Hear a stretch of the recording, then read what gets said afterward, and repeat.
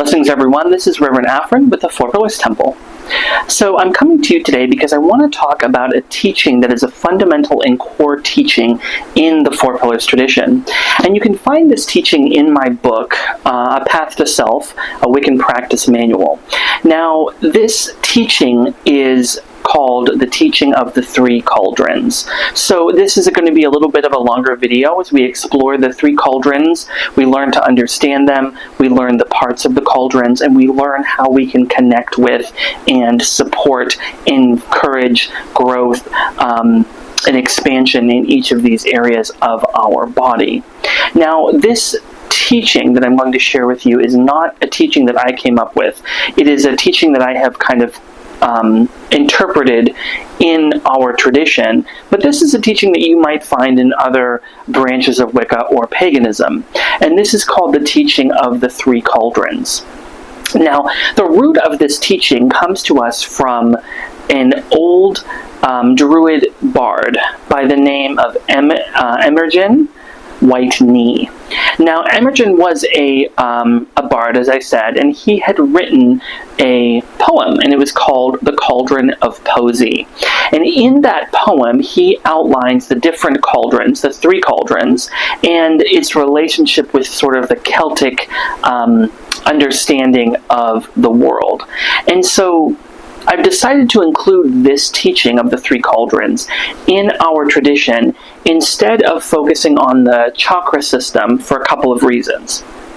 So the first reason is because the chakra system belongs to Hinduism, and we see it has become very vogue, very common, very well known in metaphysical circles in Wicca and paganism.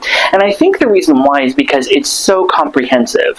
It really goes into depth about connecting our bodies, our minds, and our spirits in this really, cohesive kind of way.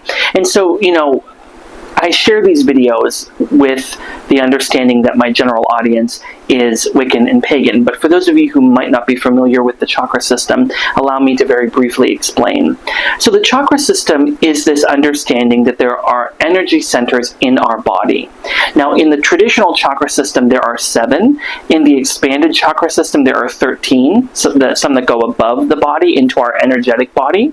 And then there's another system called the binder system or the binder system, and in that system there are many sub-chakras as well, and each of these energy centers are connected by what they call meridians or energy lines. Now, we see this relationship of the meridians in like Chinese traditional medicine. There's a really great book about I'm trying to remember the exact name of it. It's something about the Yellow Emperor. It's a book on Chinese medicine. It's a foundational book on Chinese medicine, which the name escapes me at the moment. And in that book, of course, it talks about the different medicinal properties of plants and herbs. It talks about meridians. It talks about qi, how qi moves through the body. It talks about these different areas where qi may get stuck. It talks about yin and yang, the male and female principles of the universe. It talks about how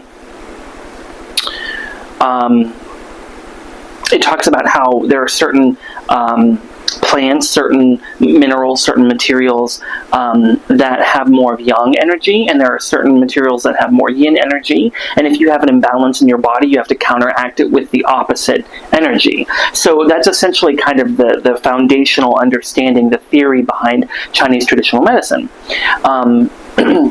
And I can see how some of that is maybe bled into kind of the chakra system and sort of the metaphysical understanding of maybe the chakra system that kind of comes to us today. So, these things don't exist in a vacuum, but they've been shared back and forth over many, many millennia.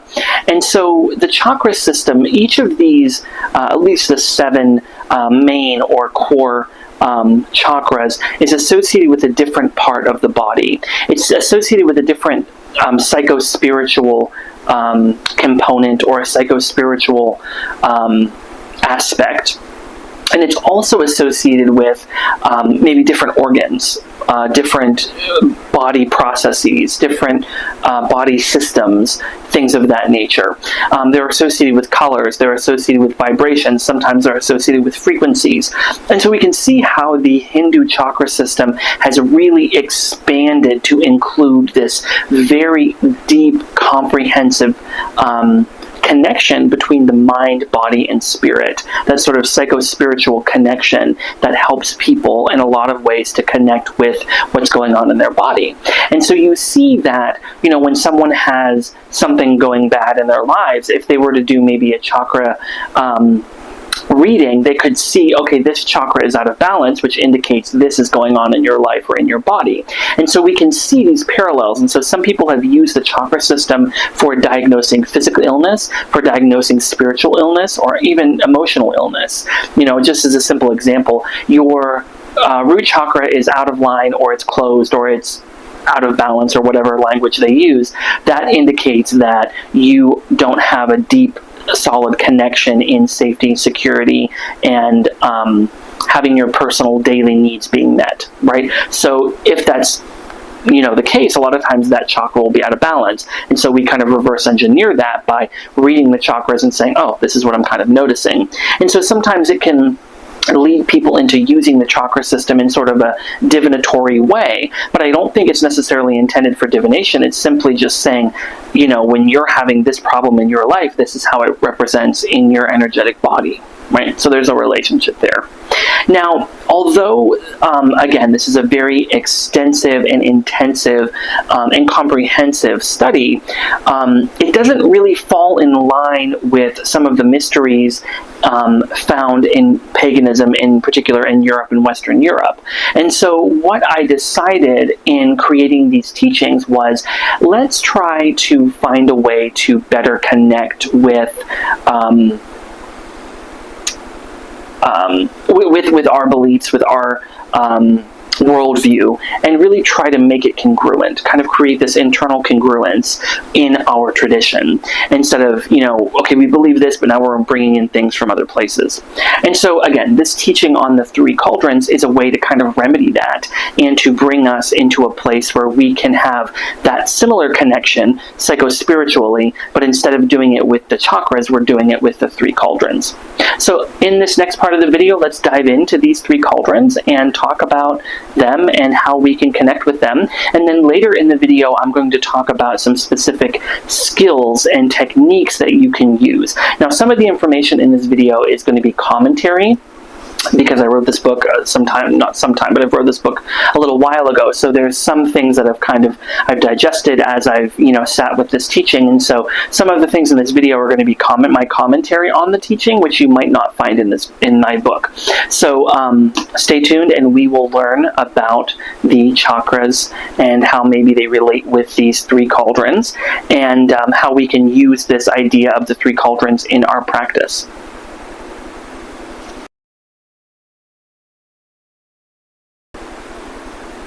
Now, there are the 3 cauldrons, right?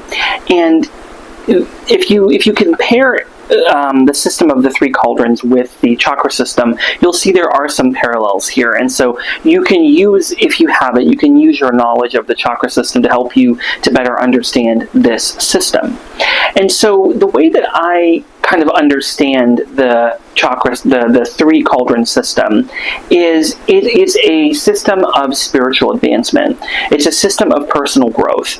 And so I associate each of the 3 cauldrons with one of the 3 degrees in our degree system. And so individuals that are studying and working toward the 1st degree, or that have attained the 1st degree, are living in the realm of the 1st cauldron. Those who have gained the 2nd degree are living in the realm of the 2nd cauldron. And those who have gained the realm of the 3rd degree need to be living in the realm of the 3rd cauldron. Of course, you're also living in the realm of all the ones before you.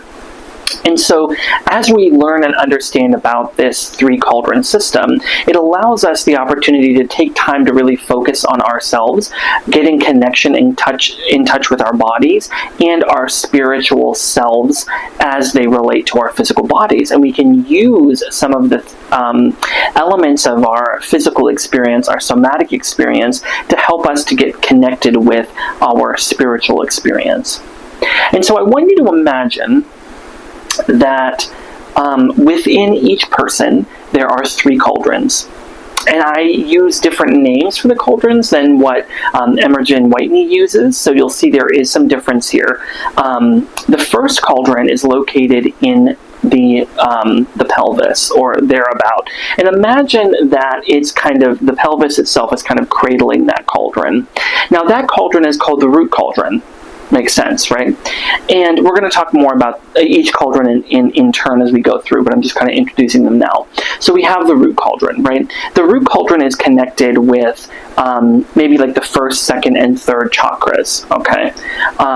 As I said in a previous video, Muladhara, Svadhisthana, Manipura, right? Those 3 cauldrons, those 3 chakras are kind of rolled into one in this. Now we see this core cauldron as being very, very important. We see, the root cauldron as being very important. We see some parallels with the root cauldron with, for example, the what's called the Tantian, which are the kind of this idea of the 3 cauldrons that we see in Chinese philosophy and medicine. And so we see this also come up in meditative practices in Buddhism, in Japan, in places of that nature. They call it the hara. So it's kind of this lower root that connects us to our body. In the Chinese system, the lower Tantian is called the furnace. So it is kind of that center from which everything starts, from everything burns. That internal sort of core energy comes from this lower cauldron. And then the second cauldron is the core cauldron. I always mispronounce and call the root cauldron the core cauldron, so I apologize if I do that. The second cauldron is the core cauldron. This is the core of our body. This cauldron is associated with the 4th chakra, which is the heart chakra, right? So this is where we see a lot of that outward connection. First chakra is inner and personal connection. Second chakra is outward connection and relationships. And then the crown cauldron, of course, in the head, maybe not on the head, but in the head, is associated with the top 3 chakras, right? Throat, third eye, and crown are kind of all associated in this crown cauldron. So each of these cauldrons has a particular topic, a particular idea, a particular connection, a particular meaning and symbolism. And each one of these levels of our being have to be kind of in line for us to come to a place of wholeness and balance. So let's take a look at each of the cauldrons individually and explore specifically what they're like, and then what we can do to connect with them. So to make this video as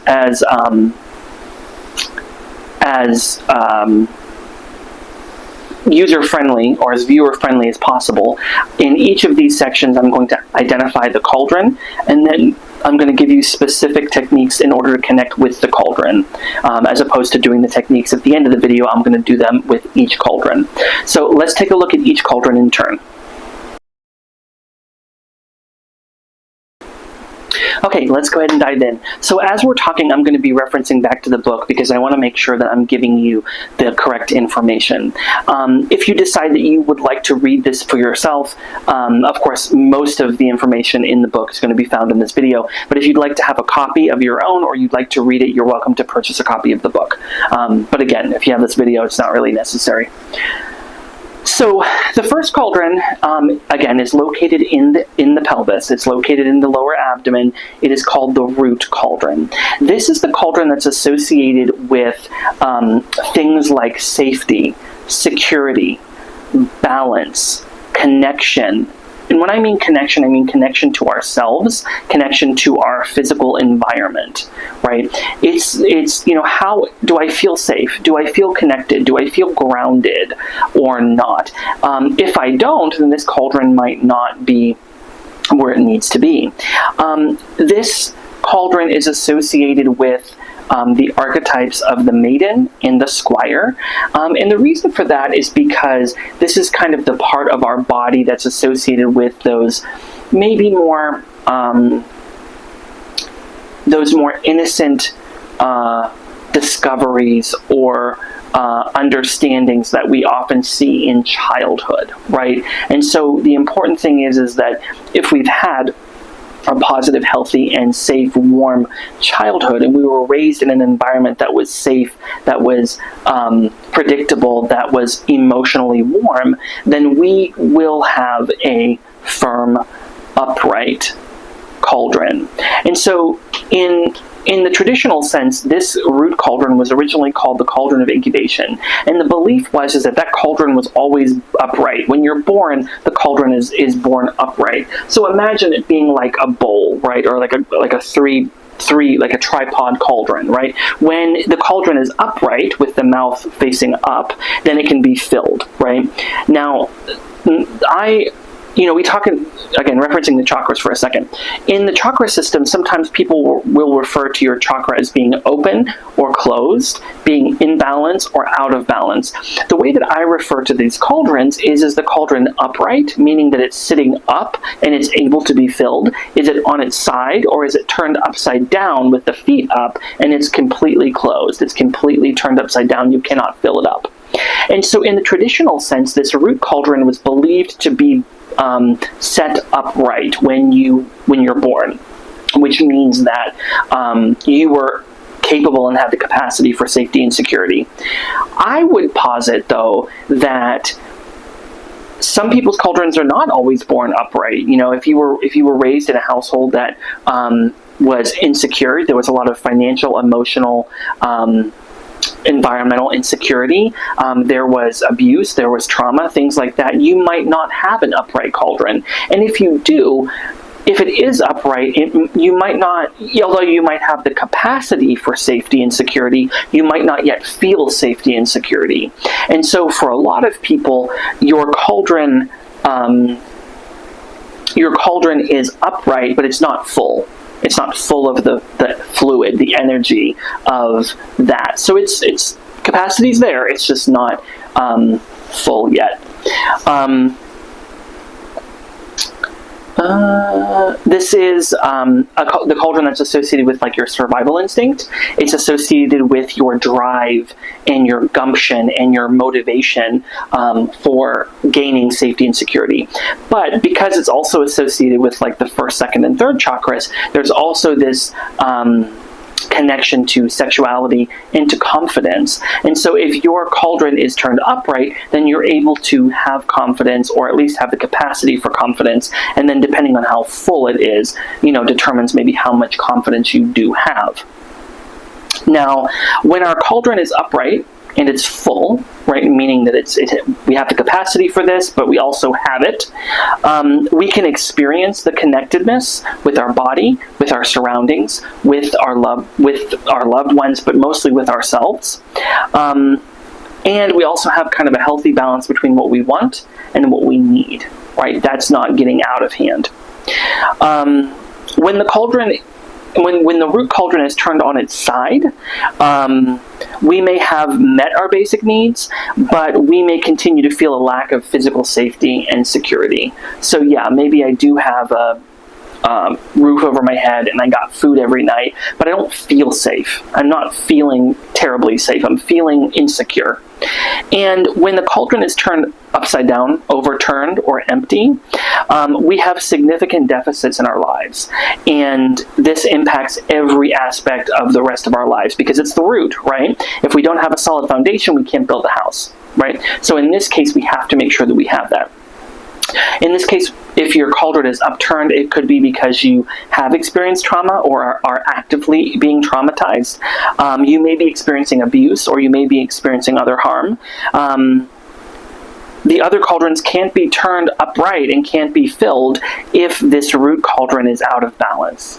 So it is super, super important that we find safety, that we seek safety in our spiritual practice. Because if we don't, there's really no way that we can gain connectedness. If I don't know where my next meal is coming from, do you think that I can have a deep connection with the gods? Probably not. If I don't know where I'm going to sleep tonight because I'm homeless, do you think you're going to have the capacity to be able to realize the gods in your life and in yourself? No, because your basic needs are going to be the most important thing. It's like Maslow's hierarchy of needs, right?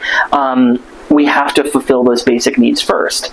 And so there are many different ways that we can do that. So let's take a look here at some of the techniques that we can use to help encourage our root chakra to be turned upright, and how we can connect with it so that we can move forward in moving on to the next layers of our work. Okay, so looking at the exercises for the root cauldron, again, these exercises are intended to bring about a feeling of safety.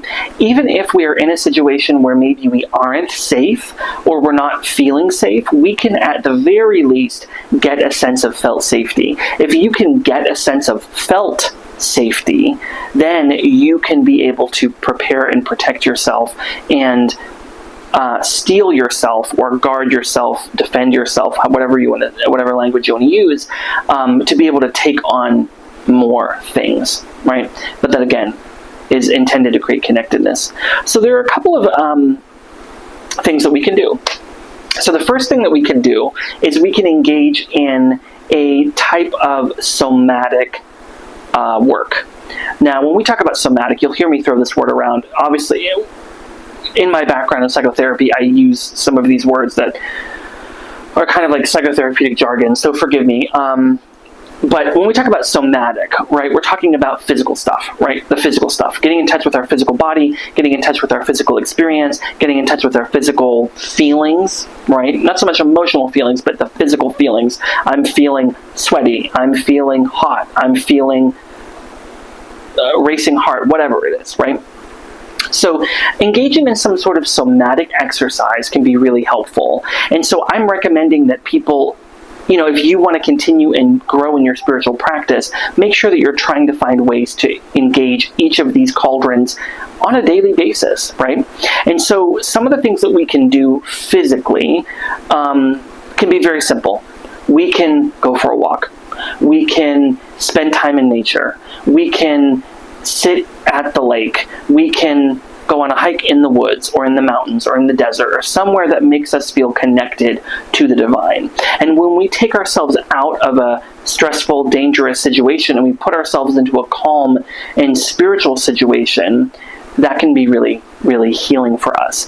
I very much enjoy going to sacred spaces, whether that's a Buddhist temple or a Catholic shrine or a Hindu temple. I very much enjoy going to spiritual spaces. I like being in those spaces where I can feel calm and connected, and I can connect with something greater than myself. And this is something that you can do very easily that can get you connected with your root cauldron. Now, the other thing you can do is you can engage in a more dedicated or more structured physical activity. Maybe that means doing yoga. There is such thing, as I mentioned in previous videos, there is such thing as trauma-informed yoga. If you have experienced trauma in your life and you struggle with physical activity, physical touch, physical movement, you struggle with your body, or you have body issues, engaging in yoga or in trauma-informed yoga can be really, really helpful and really healthy for you to engage with that and then connect with your root cauldron in a very psycho-spiritual way. So yoga or trauma-informed yoga. Qigong is a great thing, right? Doing sitting meditation, walking meditation, something that can connect you to your physical body.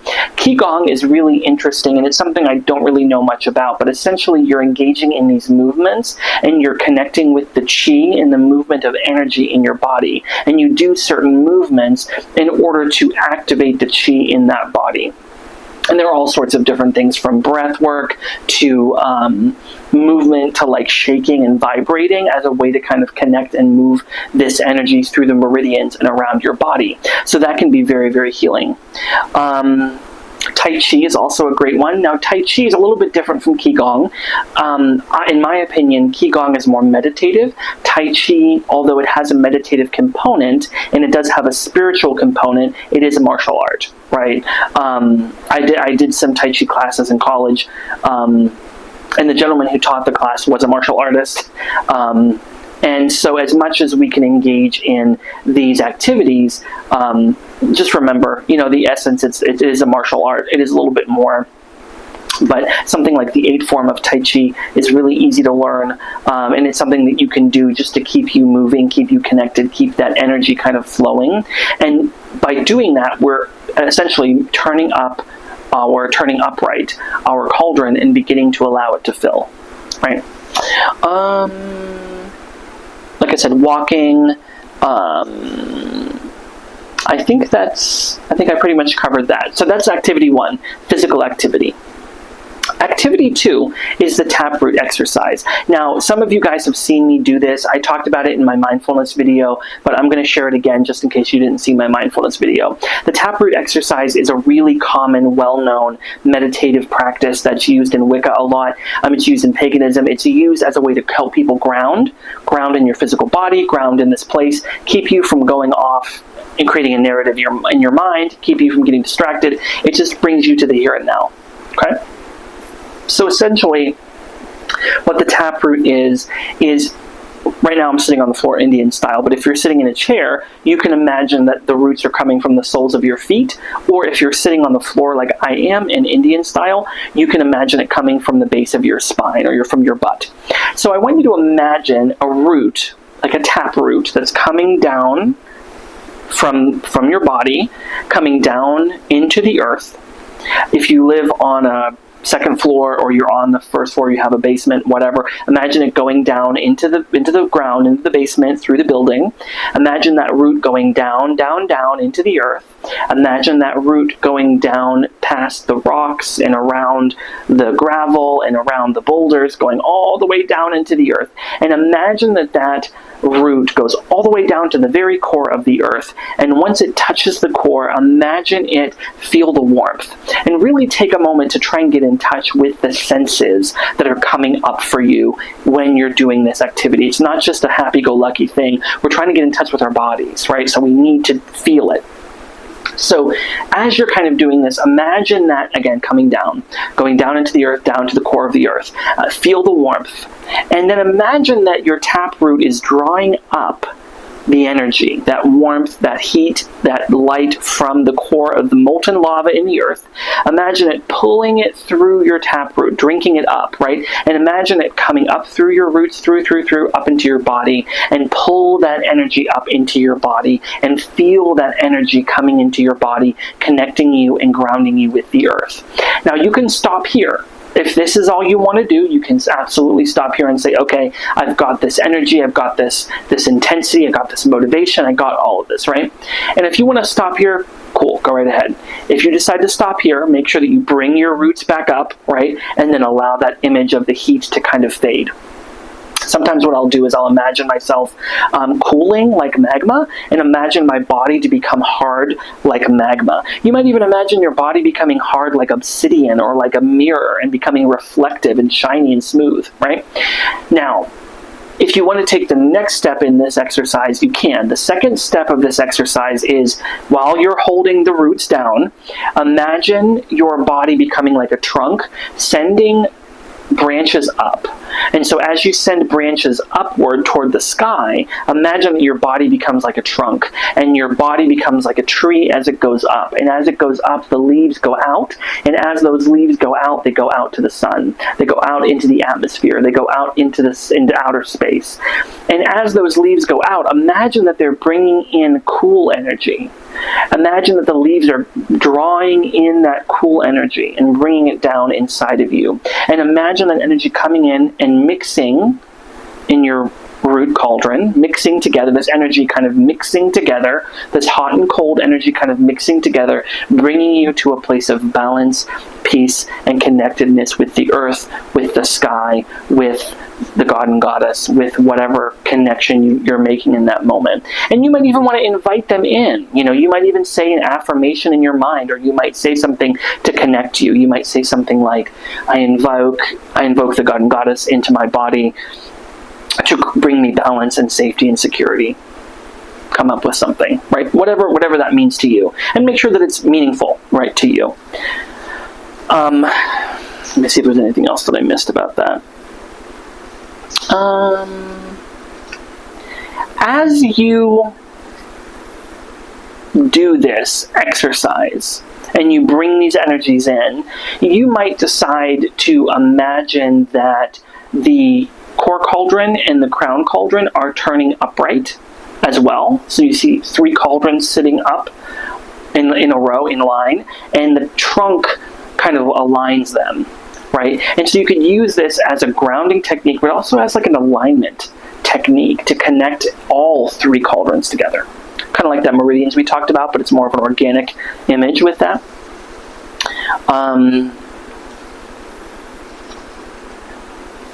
So that is the second exercise, the taproot. So we have physical activity or exercise, we have the taproot exercise. The next one I want to do for the core cauldron is belly breath work. So this one allows us to connect with the core cauldron in a very physical way, right? So we connect with that belly breath. For many of us, we breathe very shallow. We breathe up here. So when we breathe, it's up here, right? Moving the shoulders all the time, which keeps us in a heightened, elevated state.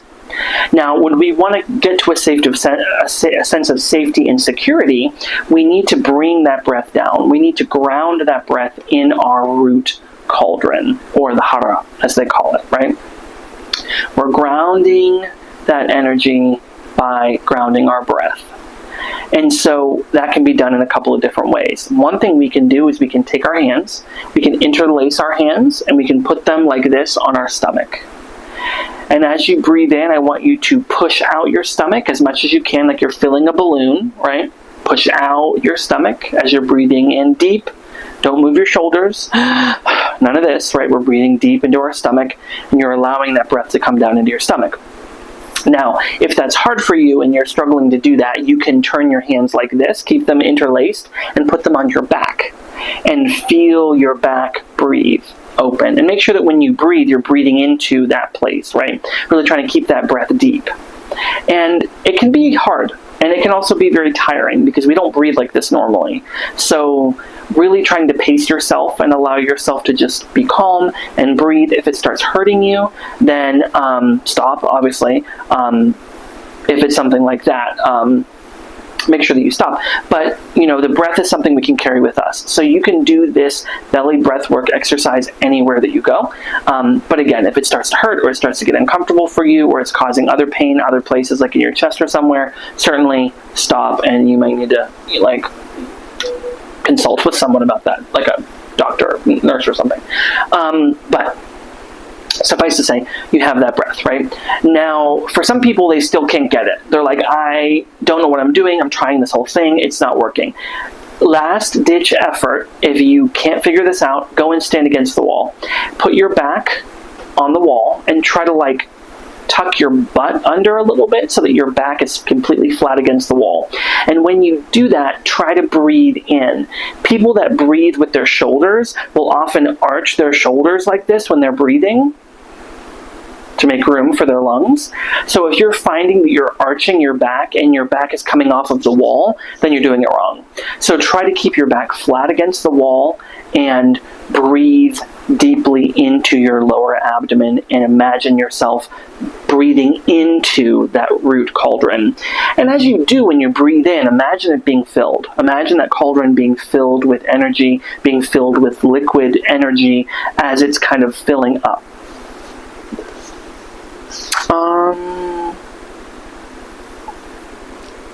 Once you've been able to breathe in and you've got that down, I know it sounds like silly, like I'm explaining to you how to breathe. But once you've gotten that down and you've been able to kind of breathe, once you've been able to do that, breathe in deeply, and then very quickly let it out. Not force it out. We're not going to force it out, right? But we're simply going to, it's like a sigh almost. Breathe in deep into your stomach, and then let it out. Like that, right? And as you feel this explosive kind of sigh, right, and you're kind of letting it out, allow your body to kind of relax. Allow that body to just kind of fall, right? So we're breathing in, and let all that tension go.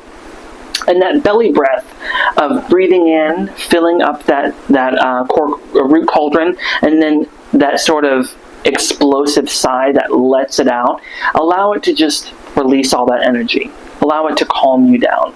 And so as you do that, what you're going to find is it's going to bring you a sense of safety, calm, and security. So try that, belly breath. So the next exercise I want to teach you is essentially, it's a very common exercise you'll see a lot. It's called like a safe space meditation. Now in this, I call it a sacred space, is the language I use in my book. Now, the sacred space meditation is intended to connect you with a sacred space or a space that you feel sacred. Now, this, again, with the intention of connecting you to safety and security, connecting you to your root cauldron. Now, the safe space can be whatever you want. It can be a place you've been to before. It can be a place that you haven't been to before. If there's a particular place that in your mind is just very powerful and very connecting, go there, right? Allow yourself to go there. This sacred space can be anything for you. It can be something you create. You've seen maybe in some of my other videos about the 4 pillars tradition astral temple. I do have a path working to get to the astral temple. You can find it. If you're interested, I'm not going to replicate it here because it's pretty long. I don't want to take away from this particular video. But essentially, you know, the astral temple path working meditation that I give is a type of sacred space meditation.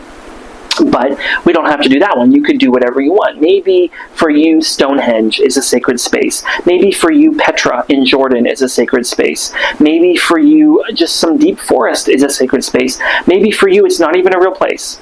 It's just a place that you go. And so when you're going here, the way that I teach it is you want to have some kind of a way to kind of bring yourself down into a meditative state. And so the way that I do that, the way that I teach that, is imagining that you're going down a set of stairs or going up a set of stairs. So the staircase becomes kind of like a meditative practice. You notice yourself going down the stairs. As you go down the stairs, you're slowly calming down. And then once you get to a relatively relaxed place, then move into the meditation. And so the way that I do the path working for the astral temple is we start out on a path, on a gravel path, and we start to notice the senses.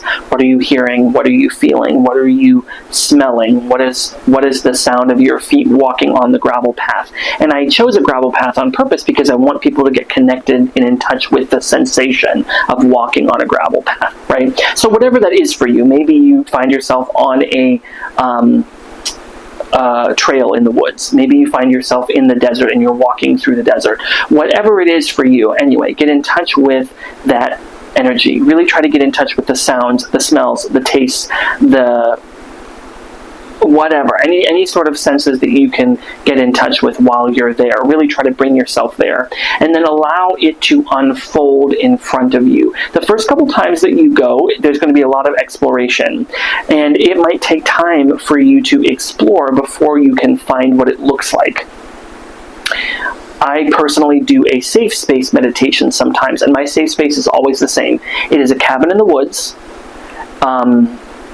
it's like 2 or 3 rooms. You go in, there's a little living room, there's a fireplace in the corner, there's a heap of pillows, and I always sit down in the pillows, right? When I do internal work to receive spiritual messages, I go to a vaulted underground temple. So whatever that happens to be for you, whatever your sacred space is, explore it over and over and over again. The more you explore, the more you find things. The more you find things, the deeper your connection to the space goes. The more you do it, the quicker it is to get you there. And so it can be really, really cool to connect with that and also bring in that sense of calm and safety and connect you to you and to your spiritual self.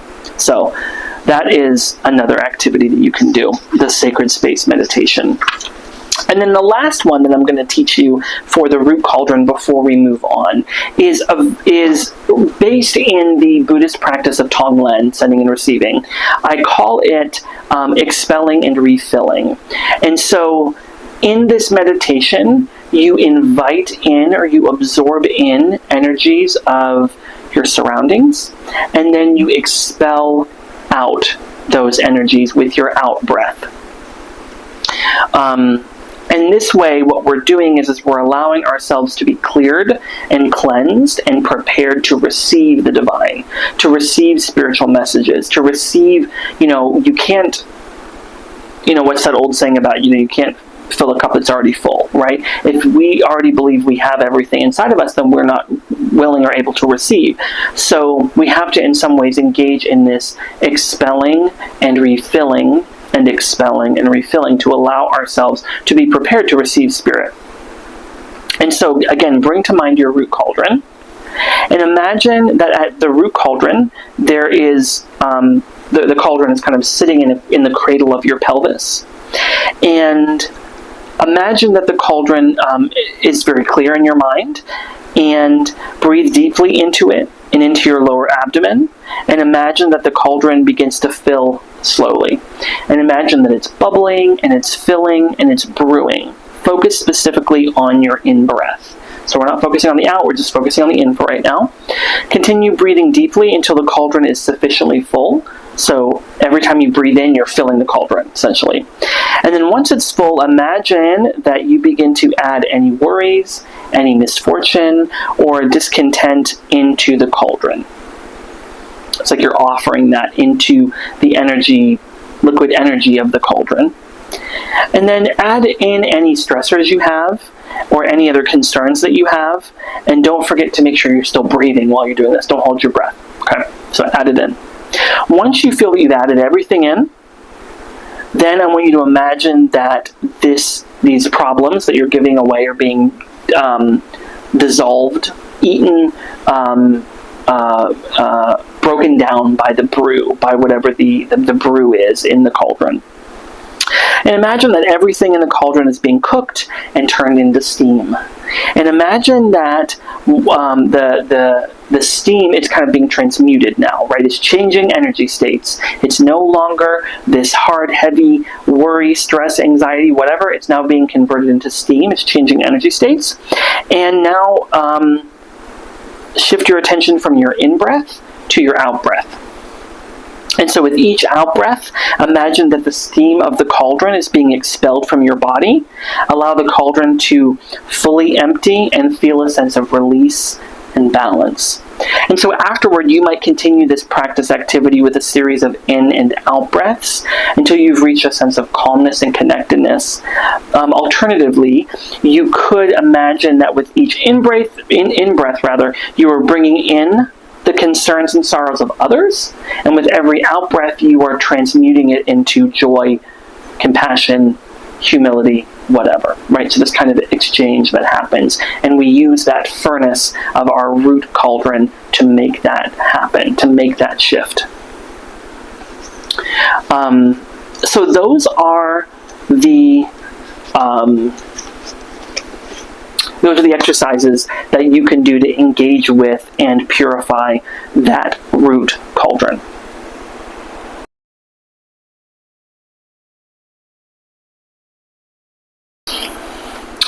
All right. I don't know about you, but I'm feeling sufficiently calm and relaxed. So let's move into the next cauldron. So now that we've talked about the root, let's just shift into our discussion about the core cauldron. So as I mentioned, the core cauldron is located in the center of the chest, where the heart chakra is often said to be. And this was traditionally called the cauldron of vocation. And it kind of gives you a sense of what that means, right? So vocation obviously is like your choices in life, what you want to be when you grow up, your sense of self and identity, but also connecting with others in that realm, right? It's associated with the topics of connectedness specifically to others, whereas the root was connected with yourself, with love, with compassion, with joy, with sadness, and also with grief. Because that's where it lives, right? It's associated with the present, whereas the root cauldron was associated with the past. This is associated with the present, being in the present moment. It's also associated with the living world. The root cauldron was associated with the underworld and the dead. The core cauldron is associated with the living world and the world that we're in currently. In psychology, they would call it the Umwelt, the world around you, in the world specifically of humankind, in that way. The archetypes in this, associated with this cauldron, are the mother and the father, right? It's also associated with the second degree in our tradition. So we can see how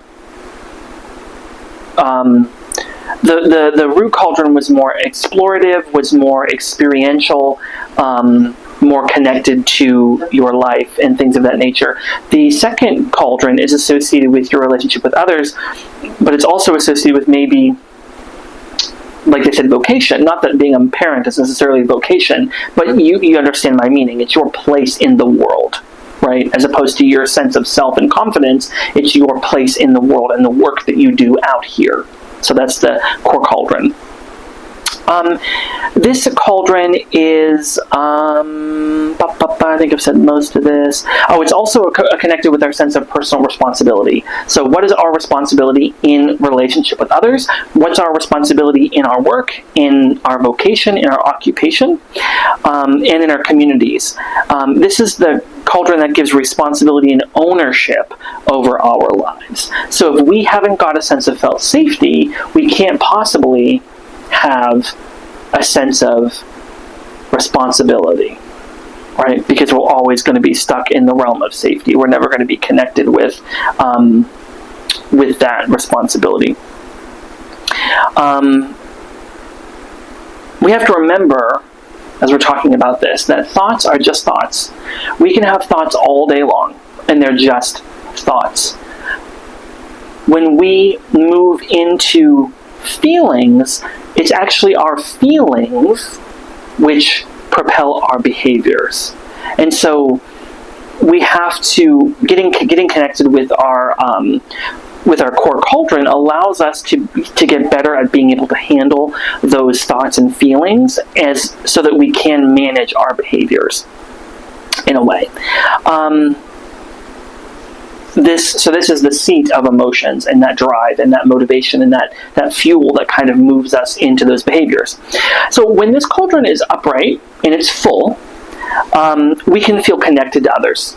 We can feel connected in our relationships, and we can feel connected to our sense of purpose and our sense of value, meaning we have our psychological needs that are met, and we have a sense of belonging. When the cauldron is on its side, we have feelings of insecurity in our relationships. So like we're in a relationship, we're feeling insecure.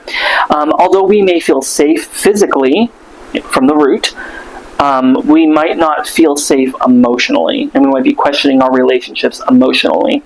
And so we might notice that we become more hypervigilant, we're more on edge, we're more looking out for danger as we're kind of wondering what's going on, as it relates to other people specifically. And then when the cauldron is upside down, so completely closed off, we may begin moving into feelings of physical unsafety. So it might kind of drop us back down into that. We may feel disconnected and closed off from others. We may question our purpose, our role, or our vocation. We may see a significant increase in reactivity in our relationships. So we're not feeling emotionally safe, and now we're maybe lashing out. We may be quitting our jobs impulsively, or we may be engaging in self-abusing behaviors, which could look like all sorts of different things, whether that's eating to self-harm, physical self-harm, non-suicidal self-injury. All that stuff might come as part of that. So that's something to be mindful of. The cauldron can become closed or inverted when we experience significant trauma or an event that leads us to question our connectedness and relationships with others. So if you've had, like, for example, relationship-based trauma, you certainly might have a cauldron that's on its side or completely closed. And so the caveat to this is that energy bubbles up from the bottom. We have to have the sense of felt safety with our root cauldron before we can move up and have a sense of emotional safety. If we don't have the physical safety, we're never going to have the emotional safety. So it's like switches. They're all off. So they're all turned upside down. But we also have to remember that energy comes from the top too. Just like when we did our taproot exercise, energy comes from the top. So celestial energy or divine energy can come in from the crown, and it can trickle down as well. So we can get a sense of felt safety from up there or from down here. And so it's just a matter of how we want to engage with that. So let's take a look at some of the exercises that we can use to engage with this this cauldron, shall we?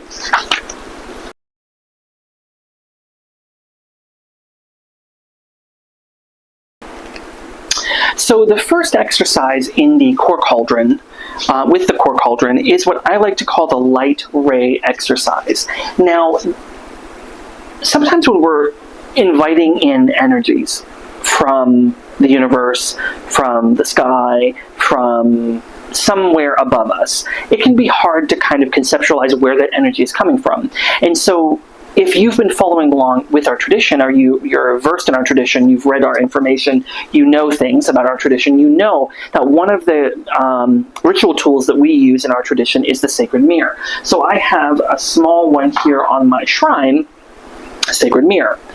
This is actually a Shinto mirror, because I couldn't find one small enough, so this is a Shinto mirror. So I'm not culturally appropriating, I'm just telling you what that is. So we have our mirror, right? I have a small mirror here on this shrine. I have a bigger mirror on the main altar. Now, you'll need a mirror, and normally it's a sacred mirror, so it's a mirror that's been consecrated, been blessed. It's a mirror that you're using in ritual. Now, in this exercise, what we're going to do is we're going to use the mirror, and we're going to imagine that the mirror itself is sending out divine energy. Because in our tradition, in our circle, the mirror represents the presence in the energy of the divine. It is the gateway from which the divine send out their energies. We are a mirror to the divine, and we want to try and be allow ourselves to become polished like a mirror, to radiate and reflect the energies of the divine. But we can use the mirror to reflect kind of itself, if that makes sense. So we use our sacred mirror as kind of the origin of that energy. And so you sit before your mirror, you can light your incense, light your candles, and just allow yourself to go into a physical sacred space. Once you get into your sacred space, sit before your mirror. If you can, allow the mirror to tilt so that it is facing you. Better yet, if you can get yourself reflected in the mirror, then position the mirror in that way so that you can be reflected, or if you want to hold it, you can do that too. But sit in such a way that the mirror is facing you. And imagine that from the mirror, divine energy is coming through. And as the divine energy is coming through, it's coming into your body. It's coming into your face, it's going over your head, it's connecting with your body, and it's coming down over your body. As that energy gets into your body, your physical body, you begin to see it coming all the way around and filling you with this energy. Now, after you've become fully filled with this energy, scan over your body and notice any particular areas of your body where you're noticing any stress, any tension, any energy that feels unhealthy or stuck or muddied or dark. right? And imagine that that energy from the divine through the mirror is targeting these different areas. And imagine that that energy is going to those areas and is transmuting them. Now, it's not destroying the energy, it's not killing the energy, it's nothing like that. Simply, it's raising the vibrations of the energy. It's changing it from this slow, heavy, clunky energy to a light, airy, divine energy. And so imagine that that light from the divine, in whatever color you'd like to imagine it, is targeting these different areas of your body and transmuting all of that energy into positive and positivity.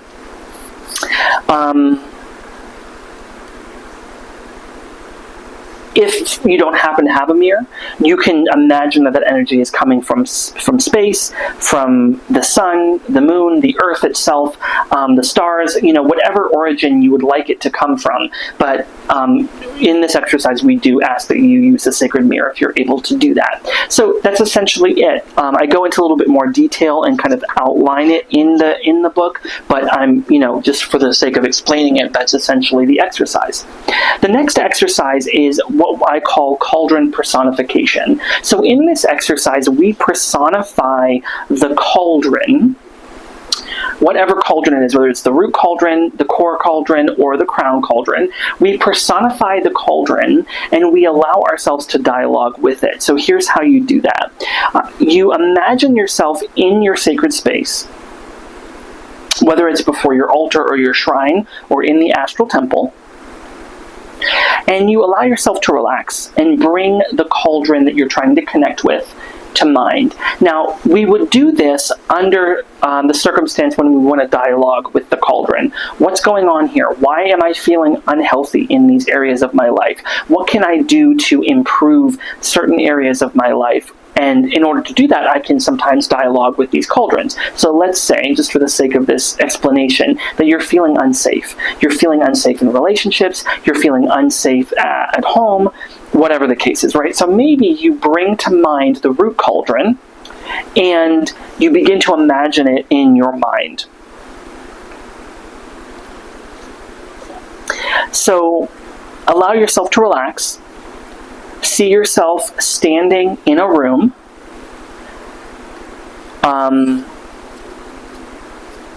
perhaps in your astral space, and imagine that there is a large cast iron cauldron sitting in the middle of the room, big enough for a full-grown person to be in, so very big, right? And imagine that the cauldron is filled and it's boiling. It's boiling, it's frothing, it's boiling, right? And imagine the liquid in whatever color that comes to mind for you at this moment.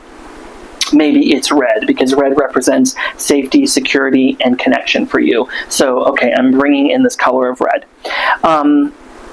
See the steam coming out of the cauldron, emanating from the cauldron, and see the steam and the vapors begin to take shape. And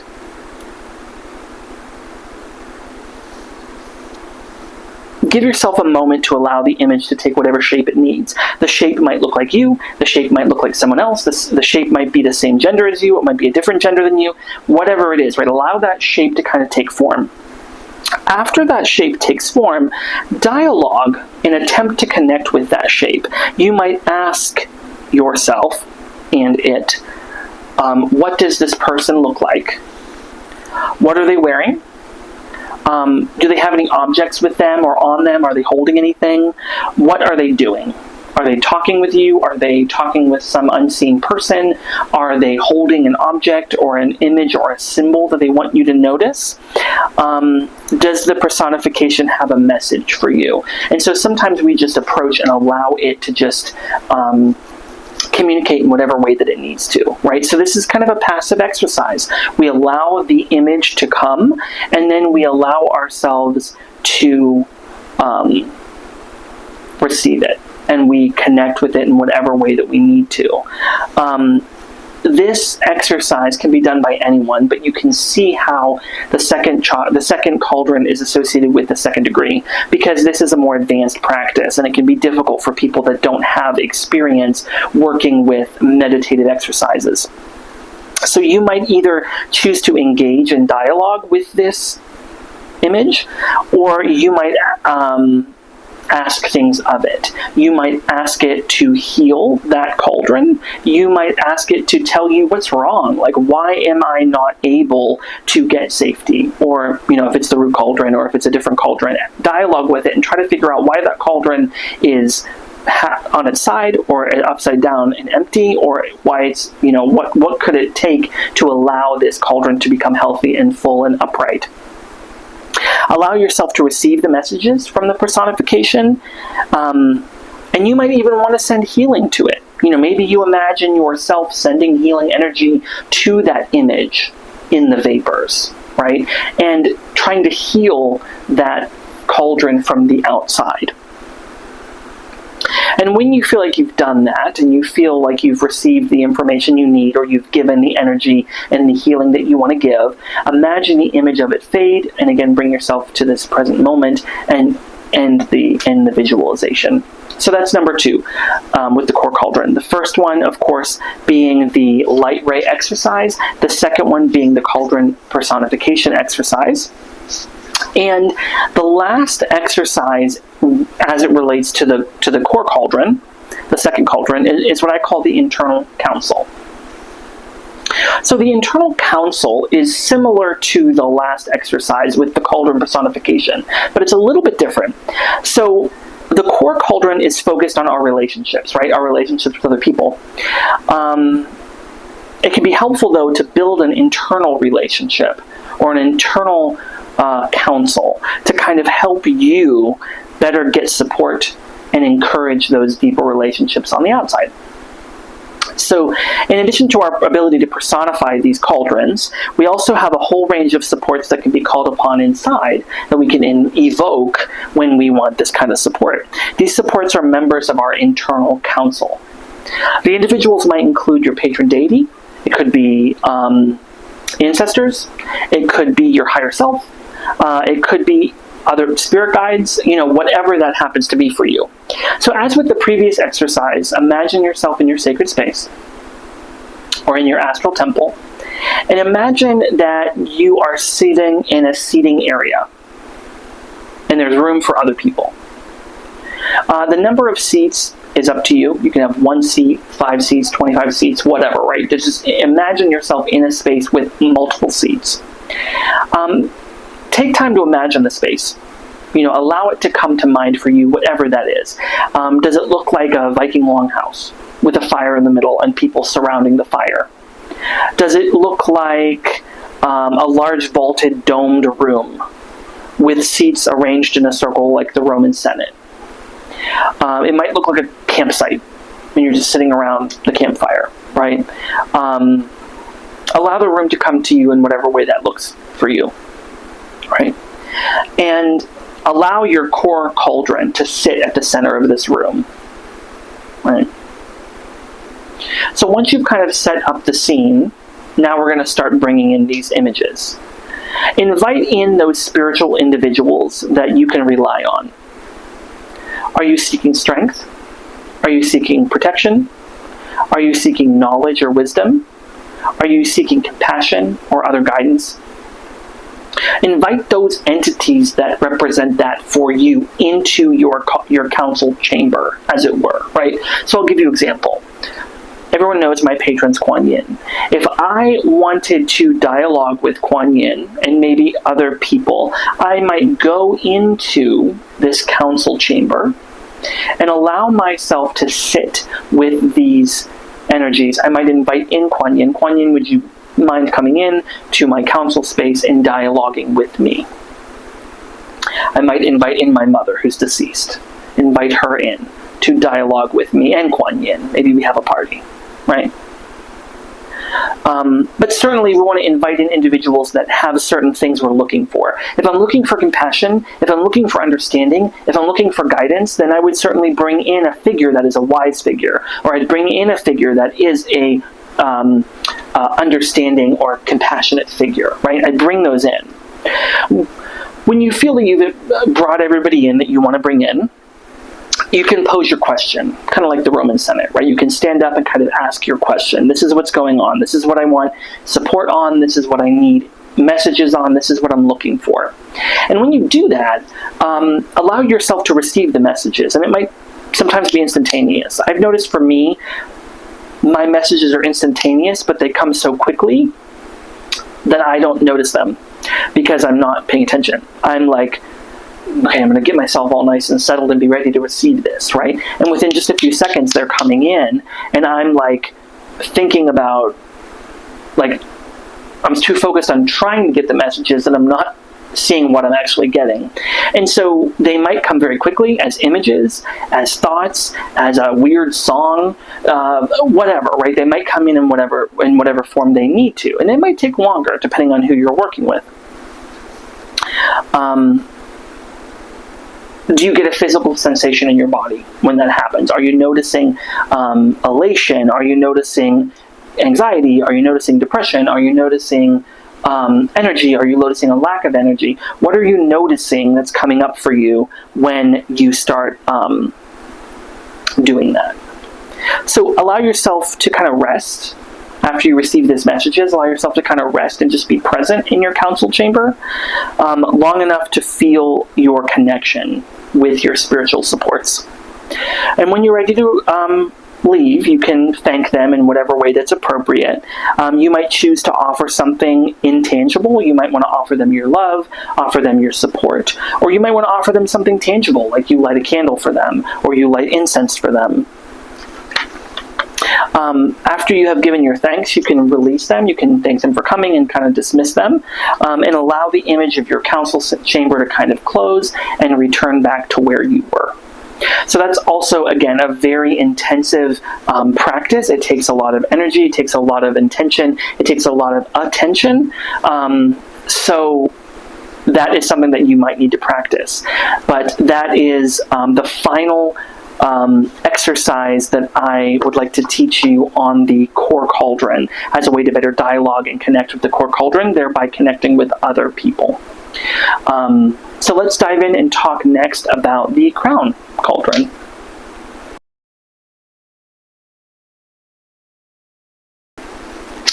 Alright, so let's round out this video by talking about our final and third cauldron. That cauldron is the crown cauldron. As I said, the crown cauldron exists in our head.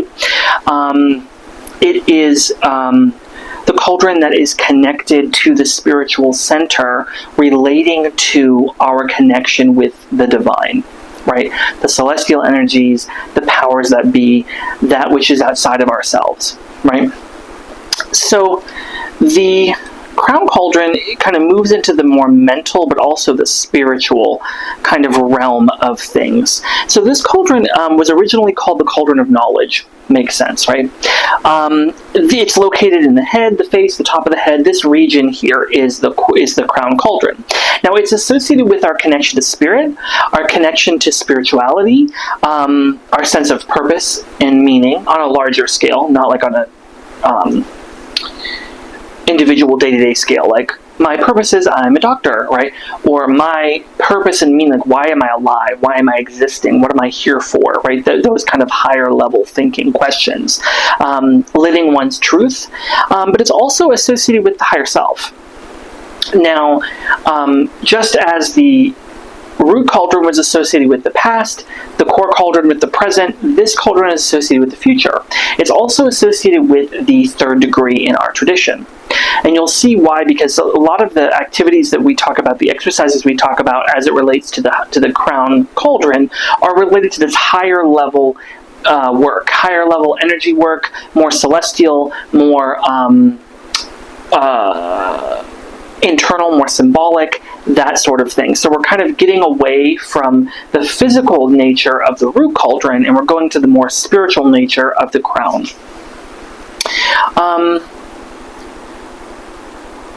So some people say that traditionally this cauldron was believed to be turned upside down at birth, and that throughout your life it gets put upright and you begin to learn. And so, of course, the cauldron of knowledge, you start out with no knowledge as a baby, and then as you go through life and you have experience and you have knowledge, it turns upright, and then we start to fill it with knowledge, right? I posit, though, that this is more than just simple, mundane, scholastic experiential learning, right? I think that this is very much associated more with the spiritual realm, and with the divine. So this is the part of ourselves that receives messages from spirit, from the divine, and can translate those messages into our lives. And so although, third degrees generally live here, anybody could connect with this crown, right? Anybody could use the techniques that I'm describing in this video and really connect with the crown and be able to receive these spiritual messages, right? So when this cauldron is upright and full, you can actively connect with the divine. You have the capacity to connect with the divine, right? If, let's pretend you didn't believe in God. If you don't believe in God, you don't believe in spirit, you don't believe in spirituality, then you don't have the capacity to believe that you can even receive messages from spirit, right? But if you have a good foundational understanding and knowledge, then yes, you have the capacity. Your cauldron is upright, you have the capacity to receive spiritual messages, you just maybe haven't done it.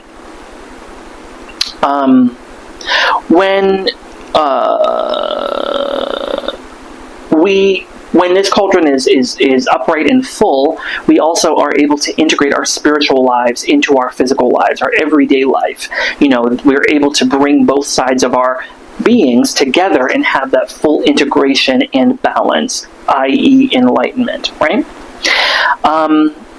We feel and experience hope, joy, inspiration, strength, and spiritual guidance, right? We have kind of that spiritual voice telling us right and wrong, yes and no, and we're able to listen and navigate our lives in connection with our higher selves.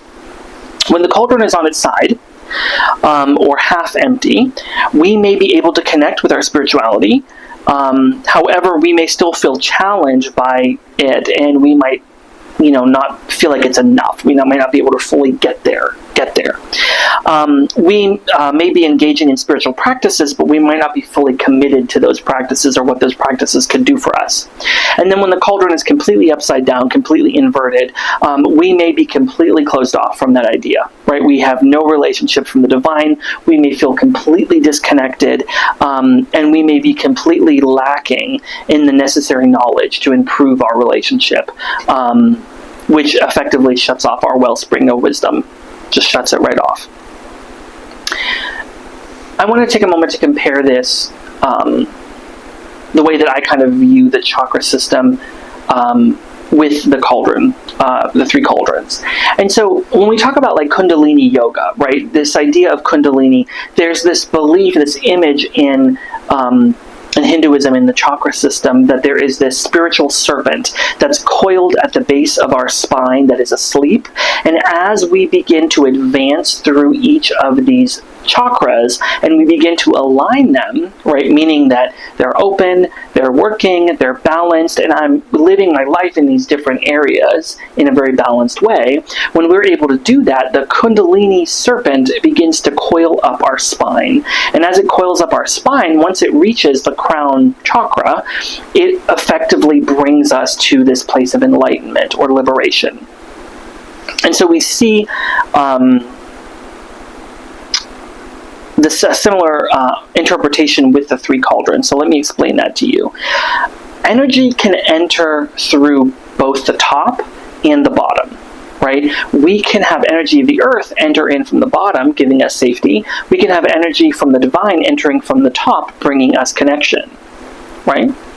When we fill it up from the top, right? So when we receive spiritual energy into the top, into the crown cauldron, imagine that the cauldron is turned upright at that point, receiving in the energy. Once our cauldron gets full, it overflows, and it flows into the core cauldron. When the core cauldron overflows, it flows into the root cauldron. So we can see how it kind of trickles down figuratively and literally. The opposite is true. When we fill the cauldron from the bottom, it rises level level, level, level, level, level, fully filling us up from both directions. The terrestrial energy can enter through the root and flood the system. Celestial energies can enter from the top and anchor us in the bottom. These two energies are synthesized in the core cauldron. So up and down are synthesized together in the root, or in the heart chakra, in the core cauldron. These two energies create a circuit of energy that flows through the entire system from top to bottom and from bottom to top. So we have this circulation of energy that happens, right? So although these are three separate aspects, it's also important to remember that they exist as a singular system, of course, right? Just as lightning cannot strike an object without it being grounded, it will be difficult to have spiritual relationship with the divine when we are not feeling physically grounded, right? When we are not feeling safe, when we are feeling unwell, when we are not feeling grounded, it can be hard to receive that spiritual energy. So it is our belief that the goal of this whole practice is to create an environment where all three of our cauldrons are turned upright and they're able to receive energy, and we are actively open and receiving energy, creating that circular experience, and the system is functioning properly. So that's really the goal of these practices.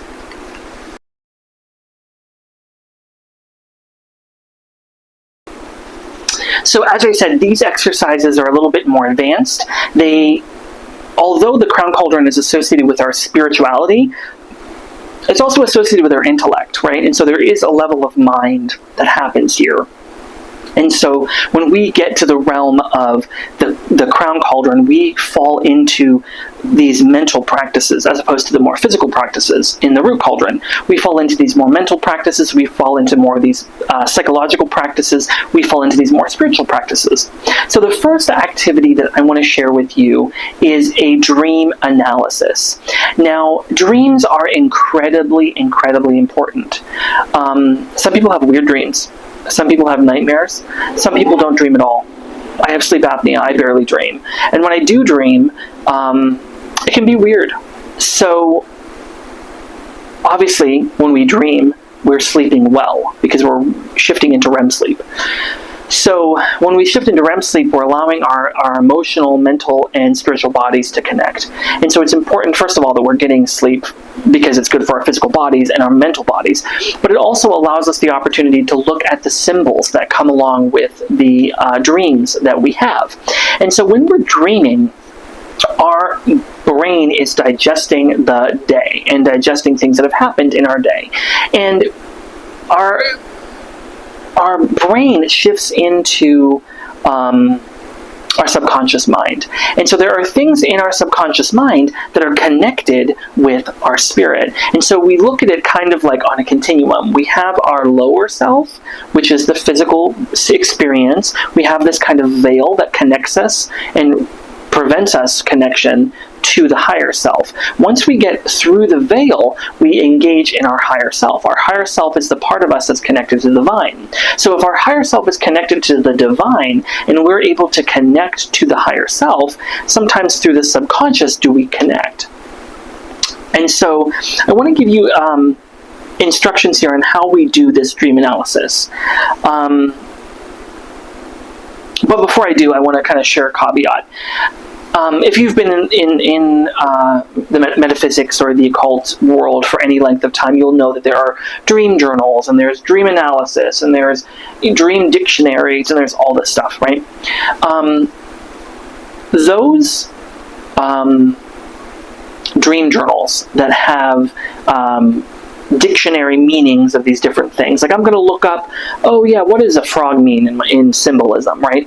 That's certainly very cultural, right? And I would venture to say that most of the books that are written on dream analysis or dream dictionaries are normalized by Western white culture.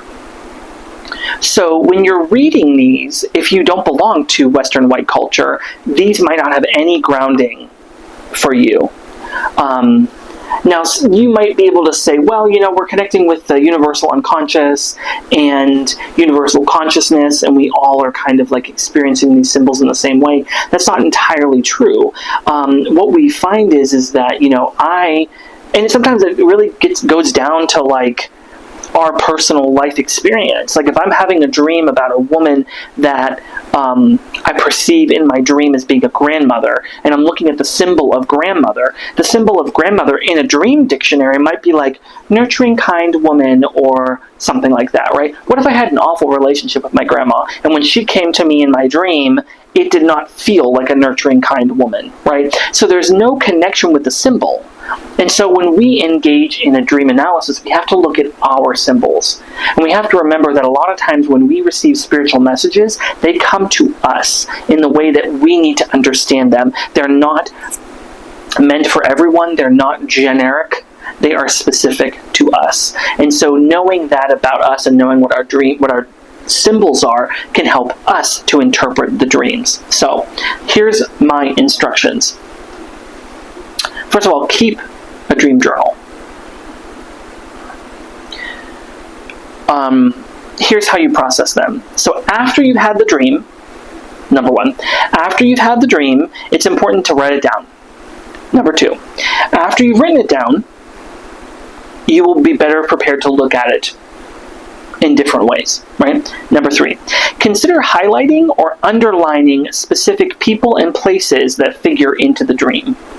Number four, next, underline specific things that might be a symbol, right? If you're noticing a street name, you're noticing an animal, you're noticing a certain theme, like travel, right? Whatever. A lot of times people travel in their dreams. So notice anything that may be a symbol for you. Now, a symbol doesn't always have to be a people, a place, or a thing.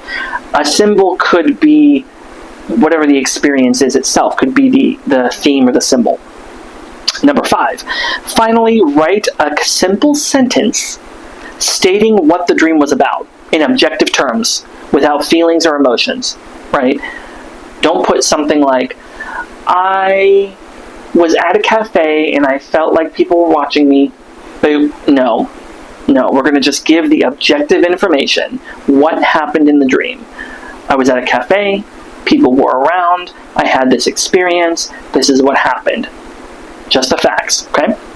And then number six, write a separate list of all of the symbols that you underlined and begin to brainstorm your personal meaning to them and your personal insight and interpretations. So maybe it's cat, dog, tree, right? Start looking at what those symbols mean to you and start making a list of that. Number seven, consider this as a word association activity. So try not to allow your conscious mind to take over with this, just kind of do it, right? So what is your knee-jerk or gut reaction to this symbol? We're not analyzing it right now, right? We're just simply going off the cuff, right? So it's like cow makes me think of milk. Bird makes me think of flying, right? Whatever it is, right? Just like rattle off the symbols and rattle off what those connections are as quickly as you can. And the reason why we do it quickly is so that your conscious mind doesn't try to interpret. Nope. We're being experiential. We're being spiritual, right? So try to keep your other mind out of the way. And then the last step, number 8, is once all of this is complete, reconstruct your dream like a puzzle. From here, you can write a sentence or two based upon what you feel the dream represents to you.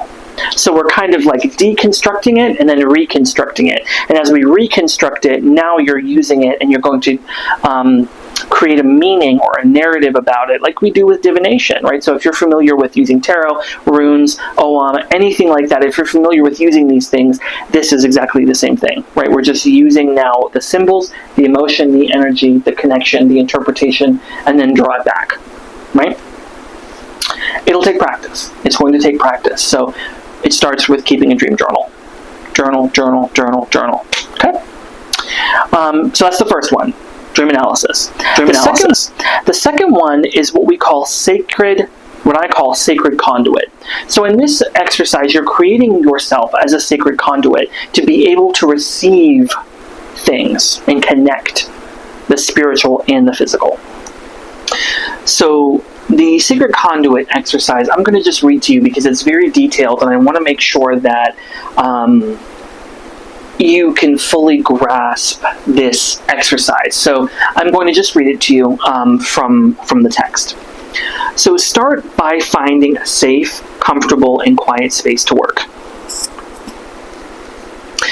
Preferably go to your altar or your shrine, light some candles, incense, create that sacred space. Bring your attention to the root cauldron and put your hands on your stomach. Allow yourself to breathe deeply and allow yourself to connect with the root cauldron. Again, connecting to that grounded and anchor, right? Groundedness and anchoring. And allow yourself to breathe deeply and go into a brief trance. Now, imagine your crown cauldron and bring your attention to the space behind your eyes. Imagine sitting within the space in your crown cauldron. See the cauldron sitting there and see it turning upright and ready to receive energy.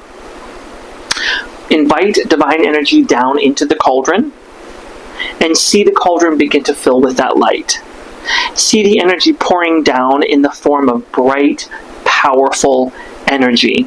And realize that this light is the pure energy and light of spirit, full of all the essence and all of the powers of the universe. And allow yourself to sense the energy drawing down into the crown and fully into this vessel. See that crown cauldron pulsating and overflowing with that divine light. And imagine that the crown begins to crest, and it begins to overflow, and it begins to pour this power and this energy down your face, your shoulders, down your abdomen, down into your core cauldron. And see the core cauldron at the center being turned upright and allowing the energy to pour into that, to receive the same divine light. And feel the compassionate, loving, and powerful light inside you, and feel it well up in your heart center. Focus on cultivating those feelings of love and compassion and goodwill within your center. And imagine the core cauldron begin to overflow with its energy, and imagine it flowing down and dripping into the core cauldron. From here, continue the same process of filling of the root cauldron. And try your best to get in touch with the feelings of safety and security and balance that exist in the root at the core of this practice. And see the cauldron also overflow. So now all three of your cauldrons are sitting upright and they all have overflown. Imagine that overflowing of the last root cauldron begins to fill your body. And imagine that your body is being filled up with this divine light, kind of like a container with smaller containers inside of it. And as you get fuller and fuller, the light begins to travel up your legs, up your torso, up your shoulders, and back up toward your head. So again, it creates this cycle, this circuit. And see your entire body filled within a divine aura of light. The cycle from crown to root and back again is complete, and your entire being is suffused with divine energies. Now allow yourself to become one with the sacred energy and to become lost in its power. So move into a trance, essentially. Imagine that you become like a radiant star, shining with this divine energy outward in all directions. And imagine the spirit is radiating through you and through your existence. In this moment, you may receive a spiritual message, much in the same way as with the internal counsel exercise, where it comes in images, it comes in just knowing, it comes in sounds, it comes in stories, it comes in any sort of way it needs to. And just sit and kind of bask in that, as long as you need to receive the spiritual messages and energies that you're looking for. And again, this is bringing you to a place of balance, connectedness, and centeredness that is all part of this practice.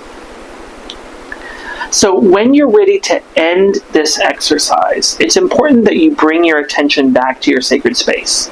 It's imperative that you practice a grounding technique after doing this to release and dissipate that energy. So consider using some of the exercises maybe in the root cauldron section of this video to help ground you. But consider using this particular exercise, this sacred conduit exercise, when you are seeking spiritual messages or when you're seeking oracles. Use it when you are doing work to ground divine energy in the physical realm. So becoming that mirror that sort of reflects the divine energy outward into all directions. When you're wanting to do that, this is the exercise that you want to do. So with the crown cauldron, we've talked about dream analysis. We've talked about the sacred conduit. And then the last exercise of this entire video that I want to share with you is an exercise called spiritual healing. So this spiritual healing exercise is intended when you're feeling stuck. When we have experiences in our lives, we often will find ourselves in a place where a part of us kind of gets stuck. We kind of get stuck in those experiences. We're remembering them. We're called back to memories. We're called back to physical experiences or physical sensations. And we kind of get stuck or seem to become stuck in the past in a way.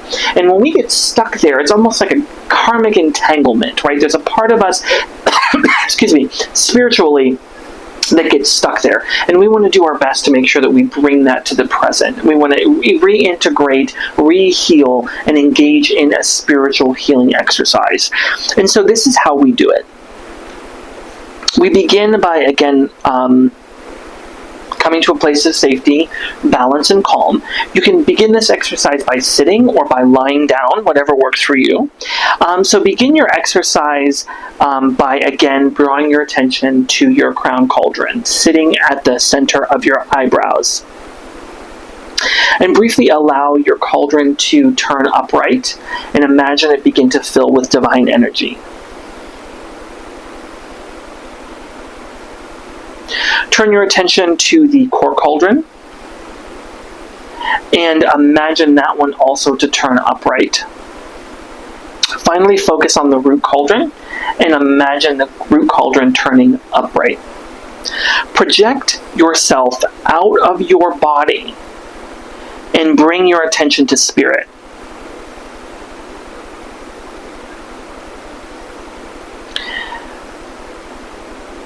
See the divine in some space, separated from your body and from your internal experience. So imagine that the divine is somewhere else. Okay?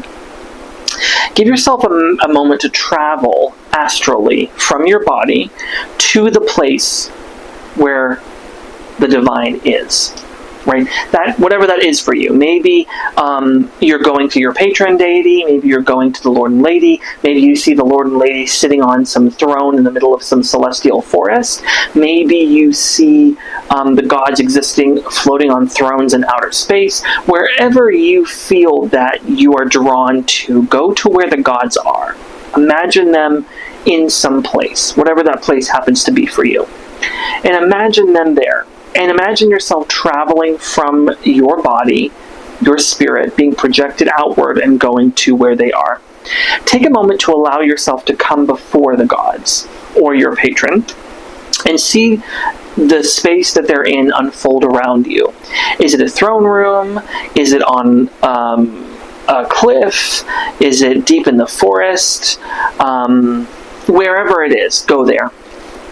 Allow yourself to rest at the feet of the divine and look upon them and allow them to look upon you as a parent looks upon their child. And ask the divine to show you healing and to shower their blessings on you. See this come over you as a cascade of brilliant white light from the hands of the divine. Ask that these fragmented parts of you that have been stuck in your past and past experiences, ask that they be returned. Ask that they be reintegrated so that you can return to a place of balance and harmony. Imagine that the various instances and experiences in your life where you feel stuck,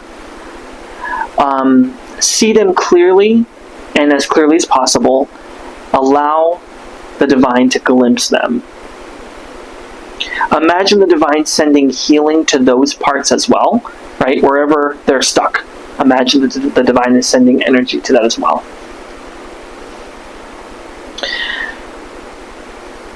Let yourself feel a sense of release, relief, and forgiveness in these moments of your life. And allow yourself to receive the healing that you're asking for. Ensure that you breathe through this process, trying to hold your breath, right? Breathing through it. And imagine that the many experiences are like puzzle pieces that are being brought forward and they're getting put back into place in your life, turning into a beautiful tapestry of what is your life. And ask the divine to return these parts back to you. See them returning, flying from the past, present, and any unknown future situation, bringing that also to the present. Allowing yourself to receive the healing, take a moment to come to a place of wholeness. Let the process continue for as long as you need it to, or until you feel like you have reached a place of wholeness. When you feel that final piece kind of click back into this puzzle of your life, imagine that you personally become overwhelmed with radiant golden light. That you come back to wholeness and wellness and enlightenment. And ask the divine to assist you in completing the healing and solidifying that wholeness, in whatever language you need to use. And then thank them, of course, for this healing. After you've completed this healing process, this psycho-spiritual return of these pieces, imagine yourself returning to your sacred space, wherever you're sitting or lying down. See yourself returning back to your physical body and bring your attention back to the 3 cauldrons. Become aware of your surroundings and your senses. Allow yourself to ground for a moment, and then allow yourself to open your eyes. Now remember, this is a really, really powerful experience, and it's not really necessary to complete this at a regular interval. You might only need to complete it when you need it, when something's happened, when you need that kind of healing, you need that kind of support. But recognize that it's not something you need to do all the time like some of these other ones where you might want to do on a daily basis. Now as you do this, eventually you'll get to a place where you feel like, okay, I'm healed, I'm integrated, I'm feeling better. Now, if you're finding that there are parts of your life or parts of your experience that you're stuck in, that's where some of these other activities that we've discussed can come into play. Dialoguing, inner counsel, stuff like that, that can help you to reconnect and reintegrate these pieces. Now, this may take some time because, if you had any adverse experiences or a lifetime of adverse experiences, it might take time to dig through, reconnect, and allow the healing, allow the forgiveness, allow the peace to come, and allow yourself to reintegrate. But that's a great activity for you to connect with that crown cauldron.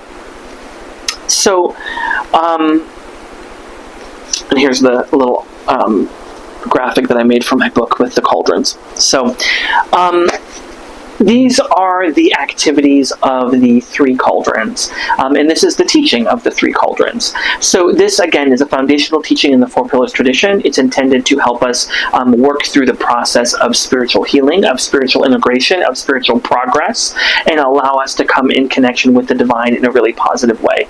So I hope that you found this video interesting. I hope that you can find utility with these skills in your life and in your practice, and I hope that you will practice, experience, learn, trial and error these practices that I've explained. Again, I just gave you off-the-cuff explanations, but if you want more in-depth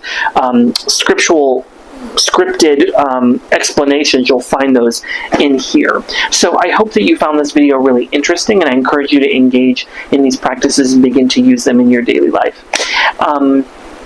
I would like to hear your thoughts, your insight, and any feedback you have for me, so you can comment below in this video. And I thank you all for watching. Until next time, signing off for now.